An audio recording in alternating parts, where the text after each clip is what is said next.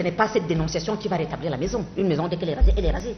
Mais simplement, ça fait partie d'un canal, je suis un canal, par lequel le malheur des gens peut être connu. C'est tout. Mais ce n'est pas moi qui vais reconstruire la maison.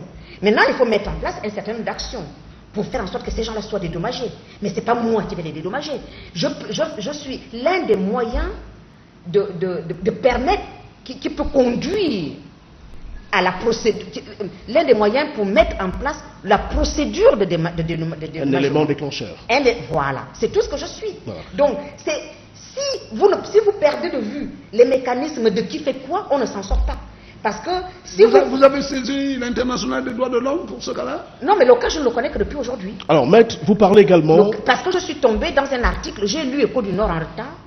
Écho du Nord est sorti lundi. Je l'ai lu en retard. Et c'est là que j'ai découvert que les gens d'Agondje, il y a des problèmes à Agondje. Et en même temps, pendant que je lisais, eux, ils m'ont appelé parce qu'ils ont constitué un collectif.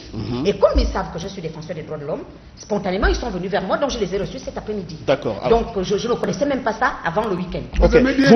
Vous parlez, M. Bitege, restons sur le thème du jour, s'il vous plaît. Vous parlez du redécoupage électoral en tenant compte du facteur démographique. Bon, en réalité, ce que nous voulons, c'est un découpage électoral juste. Parce que le principe, c'est quoi? Le principe, c'est l'égalité de tous devant les élections. L'électeur du Wole doit pouvoir valoir l'électeur de Pana.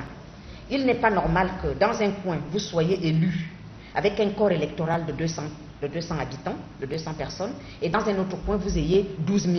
Ça veut donc dire que l'électeur où il y a 12 000 vaut moins que l'électeur où il y a 200. Et cette inégalité est complètement inacceptable en démocratie. Quelques exemples au Gabon. Oui, l'exemple est là. L'exemple est là. Pana et le canton Wole. Voilà deux exemples. Hein?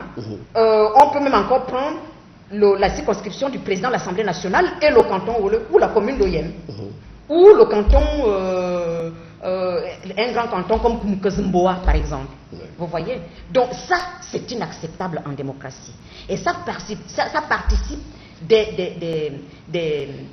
discriminations. Or, la discrimination est strictement interdite. Donc nous avons le principe de l'égalité de l'électeur devant l'élection. Donc chaque électeur gabonais, qu'il soit du nord, du sud, du centre, de n'importe où, doit être dans les mêmes conditions d'égalité pour choisir son représentant.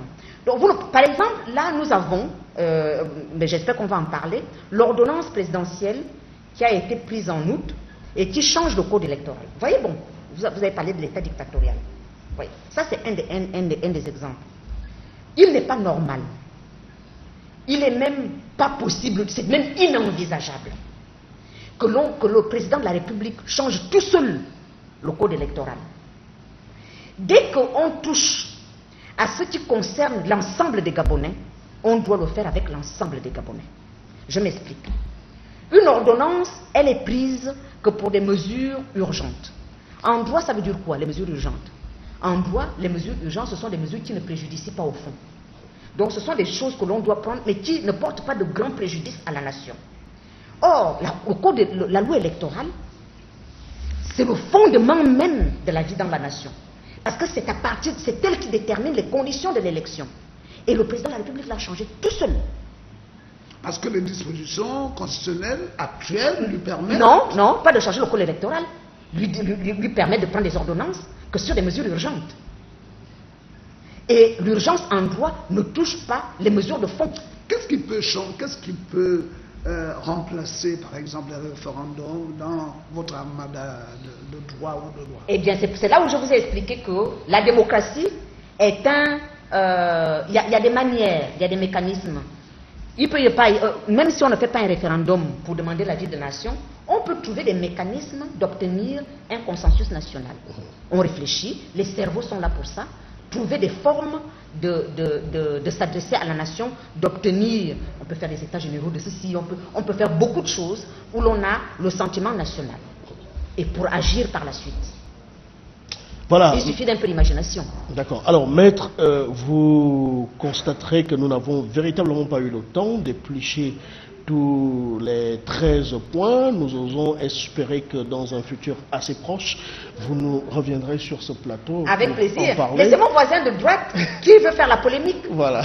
Alors, non, mais je... Et je voulais terminer en disant à la population gabonaise, librevilloise, que ça suffit comme ça. Avec les partis de l'opposition, nous organisons un grand meeting samedi. Et nous demandons à tout le monde de venir. On va parler aux Gabonaises et aux Gabonais. C'est où? C'est à Rio, à 14 h, samedi. Mais quand vous sortez, vous allez payer la facture du communiqué au directeur commercial. Mais non, j'ai la parole.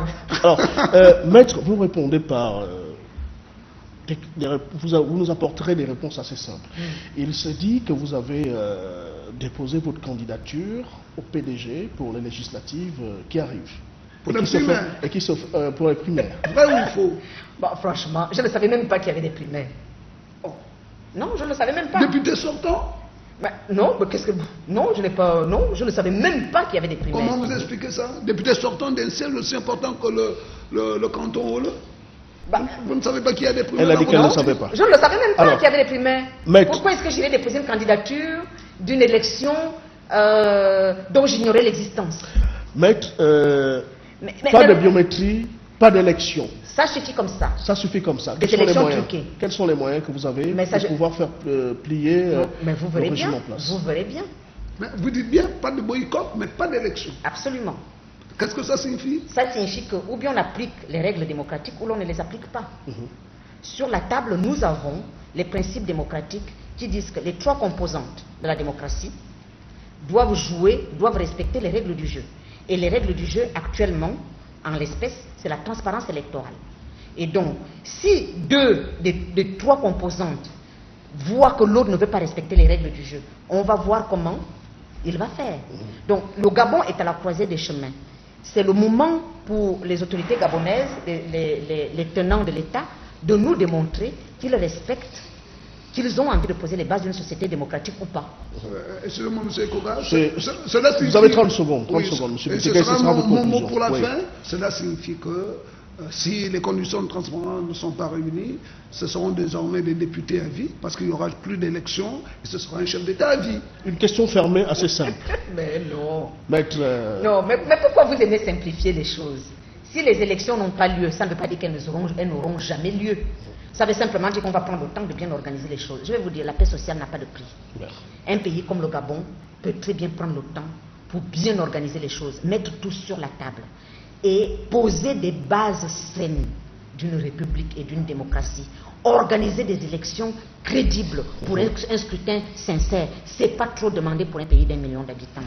Parce que de toute façon, le Gabon est dans l'immobilisme depuis des années et des années. Le Gabon n'avance pas. Tout le monde voit bien que le Gabon n'avance pas. 500 femmes meurent en couche par an. On ferme des écoles. Vous avez des points où on peut faire 5 ans sans qu'un enfant n'ait le bac. Le pouvoir d'achat est quasiment inexistant. La pauvreté s'installe de plus en plus. Ça veut dire que l'immobilisme du Gabon est là. Et pourtant, on nous parle et cet immobilisme est dû au fait que les élections se passent mal. Et on nous parle d'émergence. Oui, M. Biteke, vous avez conclu. C'est bon. Vous peignez le tableau en noir. Alors, maître, vous répondez par oui ou non. Le mouvement, ça suffit comme ça. Est-il le bras armé de l'opposition? Mais non. Mais pourquoi vous voulez que le mouvement s'assure? C'est pas nous qui voulons. Oui ou non? Vous êtes beaucoup plus proche de l'opposition aujourd'hui. Peut-être parce que vos recommandations touchent autant l'opposition que vous et la majorité des Gabonais, je peux vous le concéder. Voilà. Mais aujourd'hui, on peut quand même dire que vous êtes beaucoup plus voisins. Nous prenons beaucoup plus voisins avec l'opposition. Mais non. Nous prenons un certain... C'était une question fermée, hein? Donc vous répondez par oui ou non. On ne peut pas répondre par nous, par non. Alors, parce que ça ne veut rien dire. Parce que nous collaborons avec eux. Donc je ne peux pas dire non. Parce que vous allez me dire, mais écoutez, on fait des conférences de presse communes. Alors donc, on ne peut pas répondre par oui ou par non. Vous avez 30 secondes pour répondre et surtout de conclure. Voilà, mais parce que le pouvoir a peur des principes et des valeurs. Le problème du pouvoir, c'est quoi? C'est que c'est un pouvoir qui n'est pas fondé sur une idéologie. C'est un pouvoir qui est fondé uniquement sur le partage des prébendes.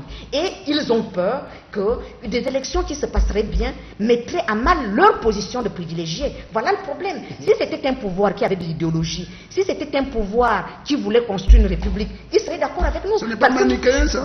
Ah non, c'est pas manichéen. Les valeurs de la république n'ont rien de manichéen. Elles sont bien réelles. Non, la position merci, maître. M. Biteke. Bitegué, merci, c'est terminé. Maître, merci d'avoir accepté notre invitation. Vivement que l'on vous retrouve d'ici là pour la suite, parce que cette émission constitue la première partie. On aura certainement une suite concernant ce thème. Mesdames et messieurs, c'est malheureusement terminé pour aujourd'hui.